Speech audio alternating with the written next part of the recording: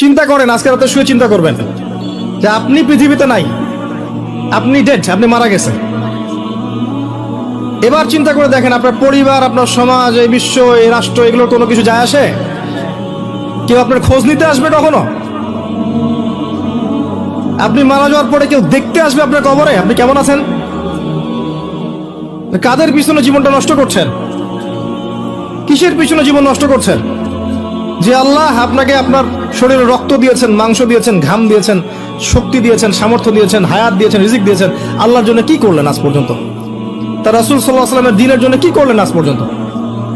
একটা কাজ দেখেন আপনি করেছেন দ্বীনের জন্য, সমালোচনা বাদ দিয়ে, আলেম ওলামাদের সমালোচনা করার, ভুল ধরা বাদ দিয়ে একটা কাজ করেছেন দেখেন, কনস্ট্রাকটিভ কিছু হলে ল্যাপটপ কিবোর্ড নিয়ে বসেছেন, খরুশ করে একটা মন্তব্য করেছেন, বের হয়ে আসছেন, মানে আপনি জিহাদ করে আসছেন, দিন কায়েম হয়ে গেছে, মাশাআল্লাহ। কি করলেন আপনি দিনের জন্য?